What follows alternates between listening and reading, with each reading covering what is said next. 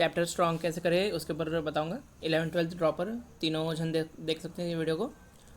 तो सबसे पहले अपने को क्या करना है, वीडियो लेक्चर वगैरह देखने का है और या फुल थ्योरी वाली पढ़ाई करने का है। मतलब जैसे अपन कोचिंग में कर रहे हैं वगैरह, तो मतलब एक बार लेसन पढ़ लेना है। मतलब पूरा समझा नहीं है वो भी चलेगा, बस एक बार पूरा लेक्चर पढ़ लेना है, पूरा लेसन। कि अपन ने मतलब सारे जो थ्योरम्स वगैरह है वो अपन ने एक बार देख लिए हैं, तो अपन उससे मतलब समझ में आ जाता है हाँ कि हाँ ये कंसेप्ट है ये चैप्टर में। तो पहली बार पढ़ने में पूरा समझ में आ जाएगा, ज़रूरी नहीं है बिल्कुल। वो मतलब किसी को भी नहीं आता वो तो, क्योंकि अपने को आगे नए नए कंसेप्ट मिलते ही रहते हैं बार बार। तो मैंने बोला ना कि नए नए कंसेप्ट बार बार मिलते रहते हैं। तो अपन बोल रहे कि अपने को चैप्टर स्ट्रॉन्ग करना है, तो अपने को 10 बार ही अपन को नए कंसेप्ट मिल रहे हैं, तो अपन चैप्टर का स्ट्रॉन्ग कैसे करेंगे। तो चैप्टर स्ट्रॉन्ग करने का मतलब क्या होता है कि अपन को जेई में वो क्वेश्चन सॉल्व करना आ जाए या नीट में वो क्वेश्चन आ रहे हैं तो अपन को सॉल्व करना आ जाना चाहिए। तो चैप्टर स्ट्रॉन्ग करने का मतलब ये होता है कि देखो अपन अभी 11th 12th में ही है, तो अपन इतना पीएचडी नहीं कर सकते हर चीज़ में। तो मतलब मैं ऐसे क्यों बोल रहा हूँ, क्योंकि अपने को ना थोड़ी सी मतलब अब थोड़ी पढ़ाई अपनी ऐसी है कि थोड़ा रट्टे मारने वाली है, थोड़ी समझने वाली है। तो अपने को ना एकदम मिनिमम रिक्वायरमेंट वाला ही पढ़ना चाहिए सबसे पहले, और वो अपना एकदम स्ट्रांग हो गया ना, उसके बाद अपने को हायर लेवल में जाना चाहिए। हायर लेवल में जाने का कोई मतलब नहीं वैसे भी, क्योंकि इतना भी आउट ऑफ सिलेबस क्वेश्चन नहीं आएगा जेई में। तो वो अपने को आइडेंटिफाई करना आना चाहिए कि कौन सा चैप्टर कितना पढ़ना है। तो उसके ऊपर भी बाद में मैं वीडियो बनाऊंगा कि ये चैप्टर इतना पढ़ लो, यहाँ से पढ़ लो, तुम्हारे जेई में नीट में क्वेश्चन अच्छे से हो जाएगा। एक बार अपन ने पढ़ लिया तो अपन अब जाएंगे अपन नेक्स्ट लेवल में। अपन मैंने यहाँ पे सेंगेज लिखा है, तो आप कोई सा बुक ले सकते हो जिसमें थ्योरी वगैरह लिखा है ना। तो थ्योरी वगैरह लिखा है तो उसमें ना कैसे सॉल्ड एग्जाम्पल भी लिखा रहता है साथ में। तो इससे क्या होगा मालूम है, अब जैसे ये जेई का कैसे क्या कोई फिक्स्ड बुक नहीं है, मतलब कोई भी ऐसी बुक नहीं है कि जिसमें सभी दिया हो। लेकिन सेंगेज वाली बुक पॉपुलर बुक है थोड़ी, तो मैंने भी सॉल्व किया है, तो मेरे को अभी वाली बुक अच्छी लगी। बाकी सब बुक मैंने कभी इतना रिफ़र नहीं किया तो मैं उनका नहीं बता सकता, लेकिन सेंगेज बुक रेफर किया तो उसका बता सकते हैं। तो देखना सेंगेज में कैसे है, जो थ्योरी वाली बुक्स है ना, एक मतलब एक सिंगल वाली बुक भी आती है जिसमें सिर्फ क्वेश्चन दिए रहते हैं। वाली तो नहीं लिया था मैंने इंडिविजुअल सब्जेक्ट्स की लिया था, मतलब इंडिविजुअल चैप्टर्स की लिया था। तो उसमें कैसा था मालूम है, थ्योरी भी थी और जो सॉल्ड एग्जाम्पल भी थे। तो अपन ने अभी वीडियो लेक्चर से या फुल थ्योरी पढ़ाई कर लिया अपन ने कोचिंग वगैरह से।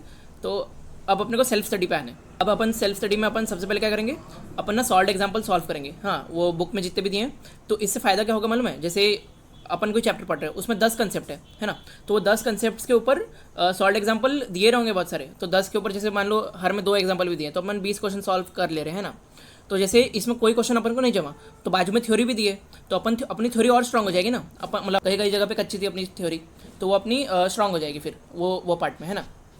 तो सॉल्ड एग्जाम्पल सॉल्व करेंगे तो अपने को मालूम पड़ जाएगा कि अपन को वो क्वेश्चन का जो मतलब क्वेश्चन में जो कंसेप्ट यूज हो रहा है ना, वो अपने को अप्लाई करना आ रहा है कि नहीं, और नहीं आ रहा है तो अपन फिर थ्योरी पढ़ेंगे, फिर से क्वेश्चन देखेंगे।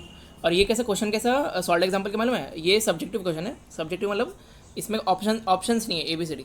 तो इससे क्या होता है मालूम है, ऑप्शंस नहीं रहते, तो ऐसे क्वेश्चन सॉल्व करने से अपना ना ब्रेन बहुत डेवलप होता है कि अपने को अप्रोच किस तरफ करना है। नहीं तो ऑप्शंस दिए रहते हैं ना, तो अपन थोड़ा सा मतलब प्रेडिक्ट कर सकते हैं कि हाँ आंसर शायद तक ऐसे निकालना है या वैसे निकालना है। हाँ, और मैं क्या बोल रहा था, ये जेई और नीट का कोई भी फिक्स्ड बुक नहीं है, कोई भी फिक्स सिलेबस नहीं है, हर साल सिलेबस चेंज होता है। और ऐसा ही है, आज जितना लेवल का आ रहा है ना, अगले साल उस लेवल से हार्ड का ही आएगा, ये तो पक्का है। लेकिन अपन ये नहीं बता सकते ना कि वो हार्ड आएगा कहाँ से। इसलिए जेई वाले क्या करते हैं, जेई नीट वाले क्या करते हैं कि कोचिंग वाले कि बहुत सारे फालतू कंसेप्ट भी पढ़ा देते हैं, तो इसलिए अपना चैप्टर स्ट्रॉन्ग नहीं हो पाता। लेकिन क्या है, कुछ अपन कैसा मालूम है, 40% पेपर अपन प्रेडिक्ट कर सकते हैं कि हाँ इन चैप्टर से तो आएगा ही, और जो बाकी का है वो न्यू पे आएगा। तो जैसे मेरा क्या बोलना है कि अपन ने अगर ये 40% जो प्रेडिक्ट कर सकते हैं, अगर अपन ने उतना भी सॉल्व कर लिया ना, तो अपने बहुत अच्छे मार्क्स आ जाते हैं।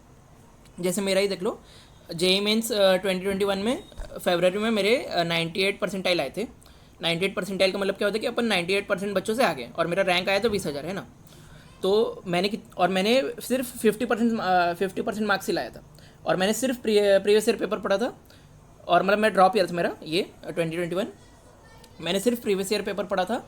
तो मैंने बेसिक थ्योरी भी पढ़ा था, मेरे पास जो थे शॉर्ट नोट्स वगैरह, और जो मेरे पास पहले से नोट्स थे। लेकिन वही मैं बता रहा कि पेपर में न्यू आते ही हैं, लेकिन अपन जो प्रेडिक्ट कर सकते हैं पहले से 40%, वो अपन ने पढ़ लिया ना, तो अपना बहुत मतलब हद तक अपना चैप्टर स्ट्रांग हो जाता है।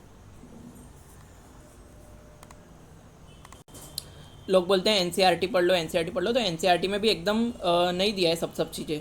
जैसे मतलब केमिस्ट्री का ले लो, तो केमिस्ट्री में अपन मान सकते हैं कि हाँ अपन बहुत हद तक प्रिपरेशन हो जाए, लेकिन मैथ्स और फिजिक्स के लिए वैसे एप्लीकेबल नहीं है ना।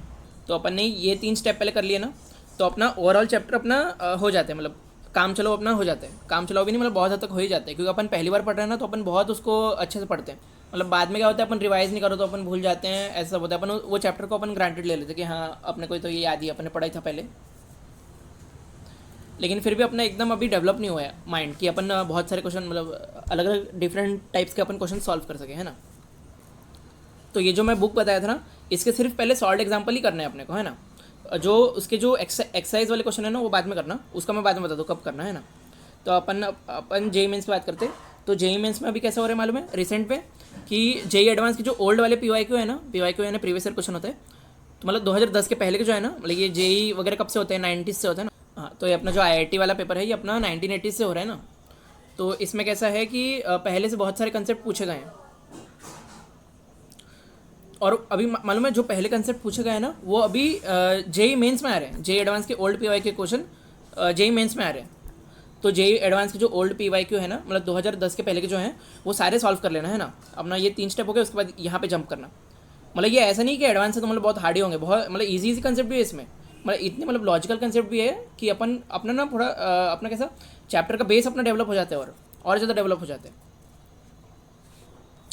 फिर बाद में जेई मेन के ओल्ड पीवाईक्यू करना, और ये ओल्ड पीवाईक्यू से मेरा मतलब क्या है, अपना ना 2018 के पहले तक के, मतलब 2018 तक 18 के भी कर लोगे तो चलेगा, 2019 के नहीं बोल रहा मैं, हाँ वो 2019 के बाद में करना। तो ये अपना जेई मेन ओल्ड पीवाईक्यू कर लेना 2018 तक। फिर बाद में आना जो अपने जेई मेंस के जो रिसेंट पीवाईक्यू है ना, मतलब 2019 हो गया, और 2020 हो गया, और 2021।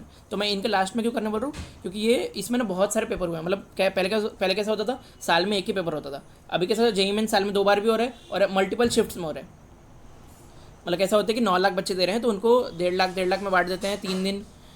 जैसे 3 दिन एग्जाम ले रहे हैं, तो शिफ्ट 1 शिफ्ट होता है दिन का शाम का। तो उसमें ना बहुत कैसा मतलब बहुत सारे पेपर बन जा रहे हैं एक ही साल में।